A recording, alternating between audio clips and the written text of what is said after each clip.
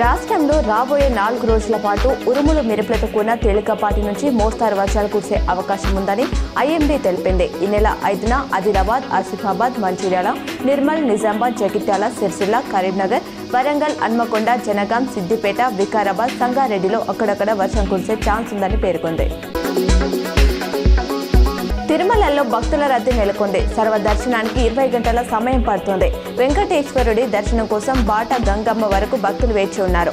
నిన్న శ్రీవారిని 75,188 మంది దర్శించుకోగా 31,640 మంది తలనీలాలు సమర్పించారు. ఉండి ఆదాయం రూపాయలు 2.66 కోట్లు వచ్చినట్లు టీటీడీ తెలిపింది.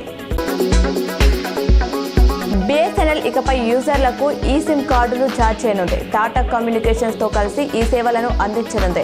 దీంతో దేశవ్యాప్తంగా ఫిజికల్ సిమ్ కార్డు లేకపోయినా BSNL నెట్వర్క్ ను ఉపయోగించవచ్చు. కేవలం QR కోడ్ స్కానింగ్ ద్వారా నెట్వర్క్ ను ఎంచుకోవచ్చని టాటా కమ్యూనికేషన్స్ తెలిపింది.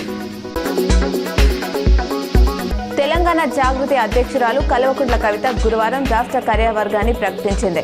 ఇందులో భాగంగా వివిధ జిల్లాలకు ఆటో జాగృతి అధ్యక్షులను నియమించారు. ఈ మేరకు ఆమె అధికారిక ప్రకటన విడుదల చేశారు. కామారెడ్డి జిల్లా ఆటో జాగృతి అధ్యక్షుడిగా MD అల్తాఫ్ ను ఎంపిక చేశారు. నిజామాబాద్ ఆటో జాగృతి జిల్లా అధ్యక్షుడిగా B శ్రీనివాస్ ను నియమించారు.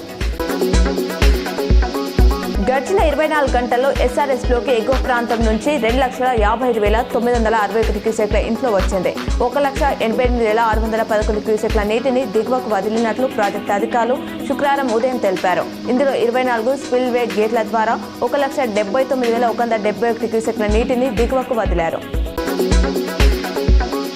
దసరా వేళ ఆర్టీసీ స్పెషల్ బస్సులో విధించిన అదనపు ఛార్జీలు ఈ నెల 7 వరకు కొనసాగుతాయని అధికారులు తెలిపారు.